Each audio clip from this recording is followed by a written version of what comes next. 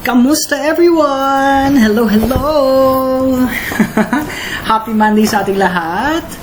I hope everyone is doing fantastic today. Kamusta? Kala nyo di nyo maririnig boses ko this week Well, I make ways. Alright, so it's the first day of the week and I hope you're all pumped up to learn and discover new things. Since offline tayo for 3 days, I decided to just upload my PowerPoint presentation so that everyone can just watch it at the comfort of your own homes. Alright? So given the situation that we have, ito na muna ang ating approach. Okay? Podcast muna tayo kuno. Okay, so just chill there. Okay? And listen to my voice na lang. And I hope you learn a thing or two from this. But anyways, again, I'm happy that you are watching this now. I hope you watch it until the end dahil I will be getting a lot of inspiration from this discussion for our upcoming offline activities like quizzes or assignments. Okay, as far as Module 2 is concerned. So, let us begin. Alright, I hope you are ready now. Let us discuss the second module of our subject, which is entitled Self from the Sociological Perspective. Okay, kung ating module 1 from the philosophical perspective, the next module will tackle the sociological perspective of the self.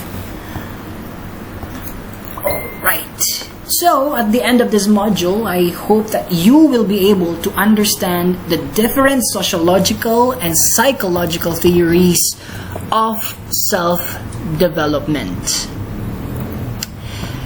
Through this module, I hope that we can ask ourselves the following questions. Like, how do other people see me? Paano ka ba na-judge ng ibang tao? Di ba? Yung direct translation yan eh. Who am I on the inside? Okay? Kilala mo ba talaga ang sarili mo? How does the society influence me? How do I affect the society? Diba? And who are you as a person in the community? So, right, I hope that you will be able to internalize, and then at the end of this module of this discussion, you will be able to somehow answer these questions by yourselves. Alright, but before that, let us try to discuss first what is sociology, okay? Sociology is a social science concerned with the study of social relationships and the various ways these relationships are patterned in terms of our membership of social groups. Okay, highlight with the word social groups. So, social groups, ito yung we are pertaining to the two or more people interacting with one another. And they share similar characteristics and whose members identify themselves as part of the group. Okay? So, an example of a social group, what do you think is an example of a social group? You have your family, you have your barkada, your classmates, etc. Okay? So, sociology studies the human societies. Okay? Simply put, sociology talks about how we as an individual deal with the rest of the world.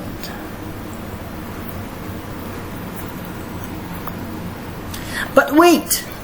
So there's a bigger question. Okay? Because through this module, we will also be tackling psychological theories. So, sir, ano bang difference? Ano bang pinagkaiba ng psychology sa sociology? Okay? So, hindi natin sila i-define or i-differentiate as a body of knowledge or as a discipline. Pero, the way we're going to differentiate them today, focus lang tayo on how each perspective defines self. Okay? So, ang psychology, the focus is on the individual. No? What makes the individual unique. Whereas, sa sociology, the focus is on two or more people. So doon pa lang makikita nyo na yung difference.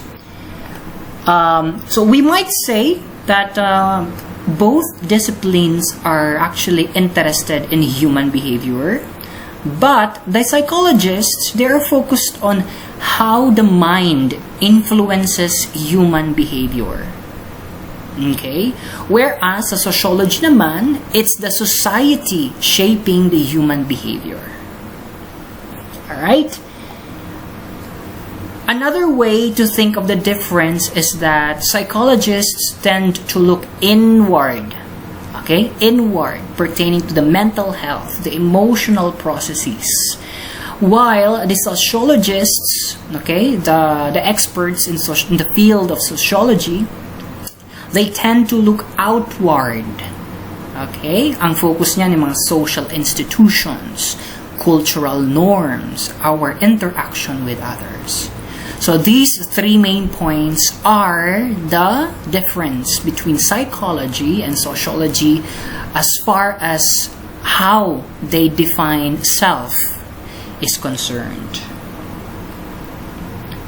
So bigyan natin an example. Okay? So for example, ang sociologists, let's say a sociologist studying how a couple gets to the point of their first kiss on a date, siguro ang magiging focus ng kanyang research would be about cultural norms for dating, siguro mga social patterns of sexual activity over time, or perhaps how different is the dating scene for seniors compared sa mga teenagers. No? Yun yung magiging focus ng sociologist. Pero ang psychologist, ang kanya magiging focus naman, he or she would be more likely interested in a person's siguro yung sexual awareness niya, okay, or the mental processing of his or her sexual desire. Okay, so sociologists, their focus is on the large societal issues of the society and patterns, while psychologists, they remain honed in the human mind. Okay, so I hope that clearly explains the difference between psychology and sociology. So, before we head on to the battle round, so here are the theories of self-development. So it's true that when we are born, we have a hereditary and genetic traits. Nevertheless, who we are as human beings progresses through social interaction, both in the fields of psychology and sociology. So brace yourselves as we will discuss the following: the psychological theories of self-development, the sociological theories of self-development, Kohlberg's theory of moral development, and lastly, Gilligan's theory of moral development and gender. Okay, I hope you are all ready. Medyo mahaba-haba itong discussion, alright? Okay, let's begin with the psychological theories of self-development, and we have two notable contributors, and from Sigmund Freud and Erik Eriksson. So Sigmund Freud, he was the founding father of psychoanalysis. It's a method for treating mental illness and also a theory which explains human behavior. So psychoanalysis, maybe it's your first time to hear this term, psychoanalysis. This is a method, This is a method treating emotional disorder wherein yung treatment session niyan, the patient is encouraged to talk freely about personal experiences, especially about early childhood and dreams. Okay, psychoanalysis. According to Freud, events in our childhood have a great influence on our adult lives, eventually contributing to our overall personality. Okay, I know a lot of you will agree to this observation and theory by Sigmund Freud. For example, yung anxiety natin na nanggagaling sa mga traumatic experiences natin sa nakaraan, that's actually hidden sa ating consciousness. Nakatago yan sa ating kamalayan. But it can cause problems during adulthood. Now further, according to Freud, a person matures through a series of psychosexual stages. Okay, highlight the word psychosexual stages. Namely, the oral, the anal, the phallic, the latency, and genital. Okay. Ano ibig sabihin nito, sir? Ibig sabihin nito, according to Freud, naniniwala siya na ang buhay ng isang tao, it was built around tension and pleasure. Okay? Tension tsaka pleasure. Okay? He believed that all the tension and pleasure in our body is due to the build-up of libido. Okay? Libido, the sexual energy. Alright? So, Freud stressed that the first 5 years of life are crucial to the formation of adult personality. Let's see.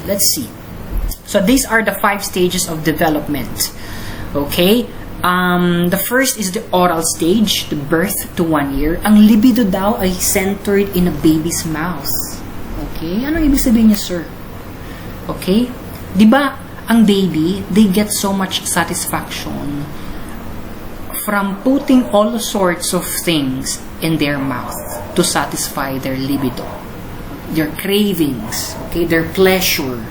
Okay? Kapag hindi na fully satisfy or hindi na meet ang stage na ito, according to Freud, it can impact the personality development. Okay, pagdating ng adulthood. Dito pumapasok yung tinatawag nating oral fixation sa mga matatanda. Okay? Anong signs na merong oral fixation ng isang matanda? Ito yung paninigarilyo, yung pagkagat ng nails, ng kuko, o kaya yung pagkagat ng hilalaki, yung thumb. Okay? Especially when you are stressed out. Okay? So, ibig sabihin, kapag ganun ka daw, may oral fixation, it means that during the oral stage, you were deprived, okay, of this stage, or hindi na fully satisfy mo yung stage na ito. Alright? Next, the anal stage. This is year 1 to 3rd year. Now, pagdating naman ito, the libido now becomes focused on the anus, and the child derives great pleasure from defecating or pagdudumi. Okay?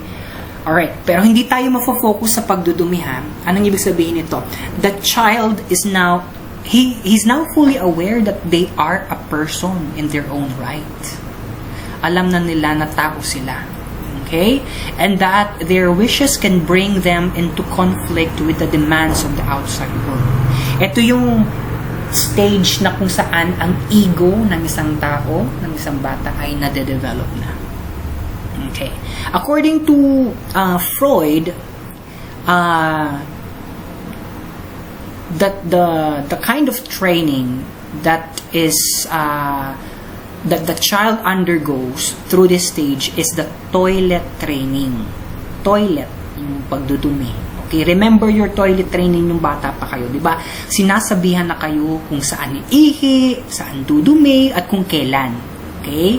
Okay? Kasi may consciousness na kayo niyan eh.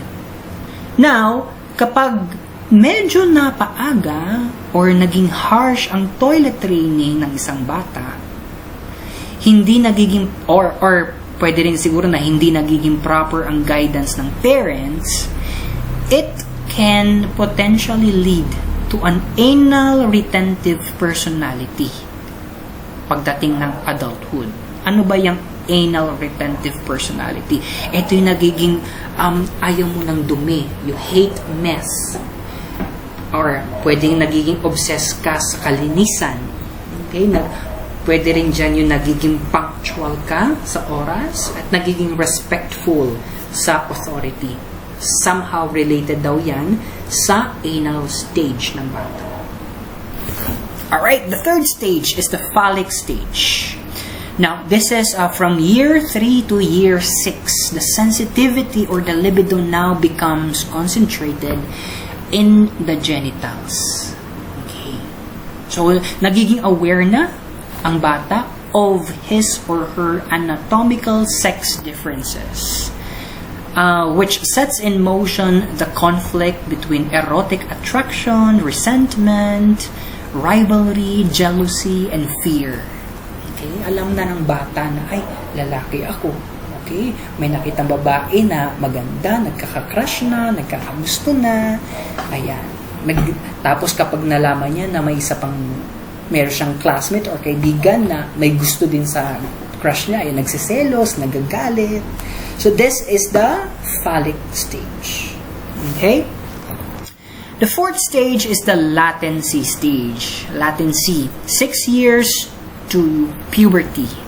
Now, when we say latency, ang ibig sabihin niyan, dormant.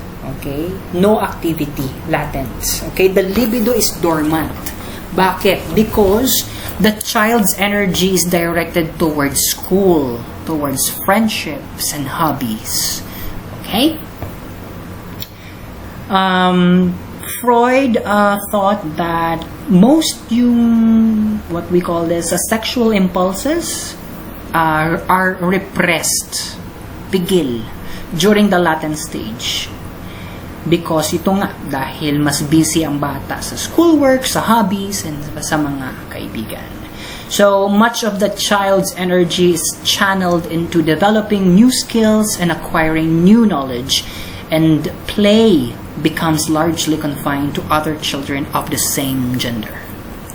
And finally, the fifth stage, from puberty to adult, that's the genital stage. This is the last stage. Okay? It is a time of adolescent sexual experimentation.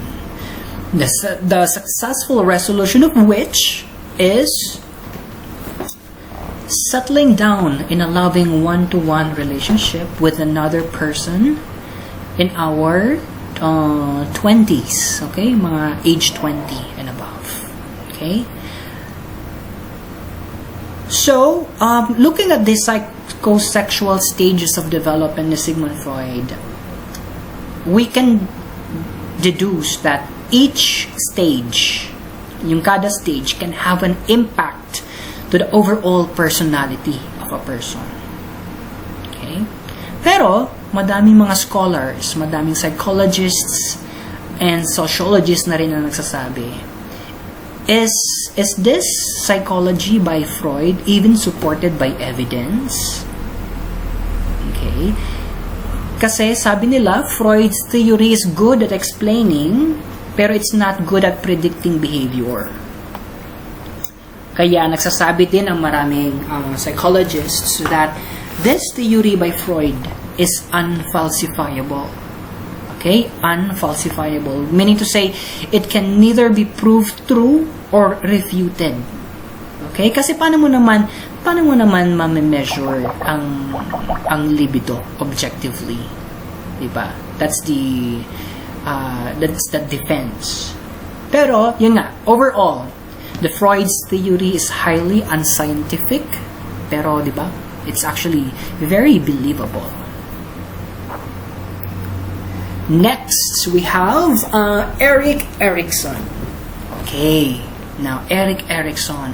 Now, ito naman si Mr. Eriksson, he created a theory of psychosocial. Psychosocial naman ito. Okay, kay Freud, psychosexual. Ito, psychosocial development based in part on the work of Freud. Okay?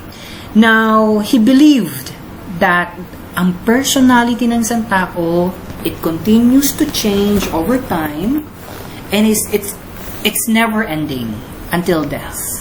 Okay? His theory includes eight stages of development, beginning with birth and ending with death. Okay? According to Eriksson, people move through these stages throughout their lives. Now, in contrast to Freud's, kasi ang focus nung kay Freud's ay psychosexual stages and basic human urges. Okay? Pero kay Eriksson, yung self-development ng isang tao, he gives credit to more social aspects. Okay? For example, during infancy, dito na-develop ang ating trust versus mistrust. Kapag toddler na, nade-develop na ang autonomy. Okay? Yung ginagawa na ng baby yung gusto niyang gawin, hindi na pinapansin ng magulang, ayan. Pag preschooler na, yung initiative, okay, or versus guilt. Until yan, gradually, habang tumatanda ang isang tao, yung complexity ng psychosocial development ay mas humihira. And the hardest stage is yung older adult, kung saan nandito na yung integrity versus despair. Alright. There you go. So we move on to sociological theories naman. Meron naman tayong dalawang notable na sociologists. Charles Horton Cooley and George Herbert Mead.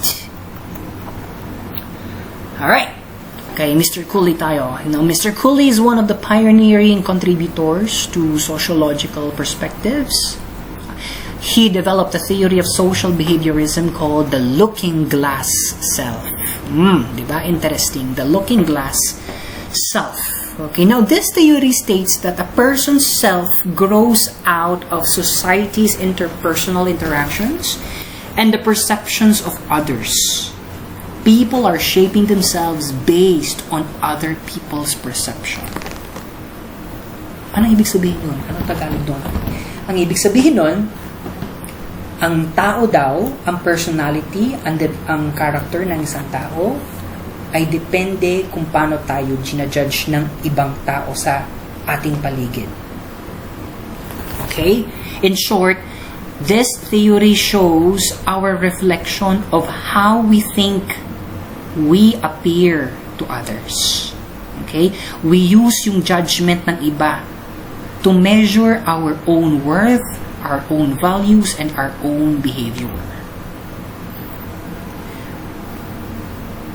Do you agree with Charles Cooley? Okay? Now, there are three main components to the looking glass self according to Cooley, and these are first, ayan, we imagine how we must appear to others. And then second, we imagine the judgment of that appearance. And finally, we develop ourselves through the judgment of others. Okay. Meron tayo dito image sa kabila. Again, there are three components of the looking glass self. Now, let us give an example. So, someone meets a group of new work colleagues for the first time. Okay, so meron kang bagong katrabaho sa opisina. And ikaw, feeling mo, naniniwala ka sa sarili mo that you can demonstrate your professionalism at saka yung competence mo dun sa mga bagong mong katrabaho. Okay? Now, during your interaction with your new coworkers, the individual pays attention to her colleagues' body language, word choices, and reactions to the conversation. Okay? Now, if these co-workers provide positive feedback, such as maintaining eye contact, ayan na, di ba? Eye contact, gustong-gusto nyo yan, or offering a firm handshake, okay? The individual's belief in her own professionalism will be upheld. Okay, ibig sabihin, ay maganda ang judgment sa akin ng mga katrabaho ko because they do eye contact with me, they do handshakes with me. Okay, so ibig sabihin positive they perceive me as someone who is positive.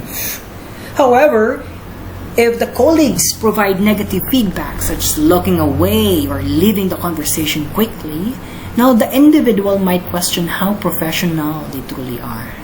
Okay, ibig sabihin, naku, ayaw siguro, bakit hindi ito nakikipagtitigan sa akin? Hindi ako tinitingnan. Bakit umaalis agad kapag kinakausap ko? So, ibig sabihin, hindi niya ako gusto, or ibig sabihin, he doesn't see me as a professional, he doesn't see me as friendly, something like that.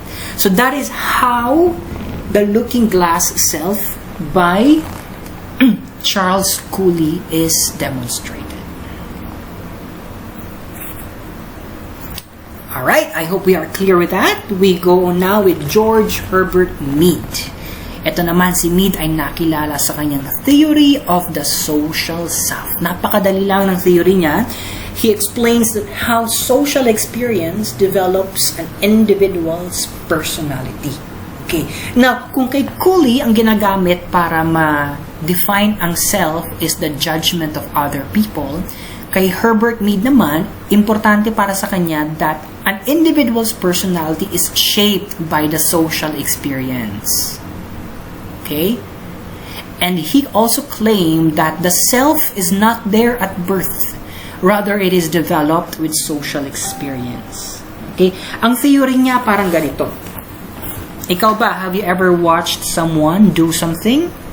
Of course, you have, diba? Why do we do that? It's how we learn. We learn to do things. We learn what's safe or not. When we watch other people, we learn a lot about ourselves. Okay? So para sa kanya, if there's no self-interaction, there's no self. Okay? Now, on top of this social self theory, nakilala din si George Mead doon sa kanyang dinevelop na theory about the two sides of self, the I and the me. Okay? Ito napakadali lang ito para sa atin eh. If we just think about the I and the me, there's nothing much to think about that. You know? Kasi, what is it to think about I and me? Okay? Pero sa isang sociologist na katulad ni George Mead, ang isang tao, ang personality ng isang tao is it has the duo, the combined help of the I and the me. According to Mead, a person undergoes an active process. Okay? Yung I and me, they have a didactic relationship. Ano yung didactic? Ibig sabihin, one teaches the other. Tinuturuan ni I si me, ganon din si me. Tinuturuan niya si I. So, me is the product of what the person has learned while interacting with others and with the environment. So, si me, it represents your learned behaviors. Yung katamaran mo, yung kasipagan mo, yung pagiging makulit mo, yung attitudes and expectations. Whereas, si I naman, that's the part of the self that is unsocialized, spontaneous, and active. Ito yung response sa ginagalawan mong espasyo or community. Ito yung mga impulses. Okay, mga biglaang aksyon, mga force, drives. Okay? For example, you have learned that stealing can get you to jail. Okay? That's a learned behavior. That's your me. Therefore, you will not steal. That's your impulse. Hindi ka magnanakaw. Kasi alam mo that stealing is bad. That's the behavior that you have learned. Okay? Alright, so we go on to Kohlberg's Theory of Moral Development. So this was developed by Lawrence Kohlberg. And the main question para sa kanyang theory is, how do people learn to decide what is right or good and what is wrong or bad? And for him to fully understand the answer to this question, he developed a theory of moral development that includes 3 levels: the pre-convention, the conventional, and the post-conventional. Okay. So, napakadali lang ito. Again, pre-conventional stage, the conventional stage, and the final stage, or the post-conventional stage. Sa unang stage, bata pa tayo. Young children who lack a higher level of cognitive ability, and they experience the world around them only through senses. So, wala pang moral development ang bata. Hindi pa nila alam masyado ang tama at mali. Kasi, they lack a higher level of cognitive ability. Yung pag-iisip, hindi pa ganoon fully developed. No? Hindi pa alam kung anong tama, hindi pa alam ang mali. Right? We went through this stage. The conventional stage naman, it develops during the teen years. Mga teenagers na tayo. Okay? Nagiging aware na tayo of other people's feelings and natitake into consideration na natin kung ano yung good and bad. Okay? Again, natitake into consideration kung ano yung good and bad. Ibig sabihin, alam natin yung good, alam natin yung bad, pero minsan, parang okay gawin yung bad. Di ba? Minsan, naisip natin, pwedeng hindi ko muna gawin yung good. Okay. Ganyan yung take into consideration. We know what's right, we know what's wrong, pero sometimes, given some circumstance, we do the bad things instead of doing the good ones. And then finally, the final stage, which is the post-conventional, it is when people begin to think of morality in abstract terms. Okay, abstract terms. Okay, ito na yung paniniwala sa the right to life, to liberty, and the pursuit of happiness. Okay, at this stage, people also recognize that legality and morality do not always match up evenly. Bigat niyan. Do you agree? Legality and morality do not always match up evenly. Okay, ang example niyan dito. When hundreds of thousands of Egyptians turned out in 2011 to protest government corruption, they were using post-conventional morality. They understood that although their government was legal, it was not morally correct. Okay? That's the post-conventional moral development stage. According to Lawrence Kohlberg. Okay? Hindi ko sinasabing kasama yan sa exam, pero baka kasama yan sa exam.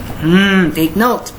And then finally, the last theory, it's that the Gilligan's Theory of Moral Development and Gender. Nagutom naman ako sa apelido nito. So, it was developed by Carol Gilligan. And according to her, Kohlbergs Theory might show gender bias because yung research ni Kohlberg was only conducted on male subjects. Okay? Hindi siya gumamit ng female. So, sabi ni Carol, naku, for sure, meron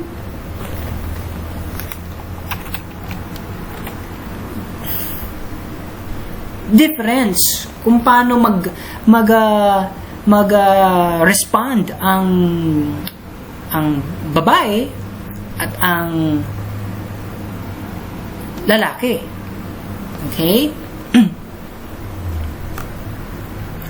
So, Gilligan's research demonstrated that boys and girls do in fact have a different understandings of morality. Now, boys tend to have a justice perspective. Girls, on the other hand, have a care and responsibility perspective. Alright. That's it. Diba? I hope you were able to take note some of these psychological, sociological, moral development theories. And these are some questions, no? That I hope we get to answer. Like, in your own words, how do you define sociology? Okay, I hope you were able to, or you're able to describe the difference between psychology and sociology, and whose theory focused more on psychosocial development of a person, and so on and so forth. Alright, there you go. I hope you learned a thing or two for today, and I am just really, really glad that I was able to make a way to reach out to you and discuss this module 2. And if there is any question, just feel free to let me know via private message, okay? And my messenger is always open for you guys. Alright? So if there's nothing else, I just wish everyone to be healthy and safe during this time. And I hope to see you very soon, okay? God bless everyone. Bye-bye.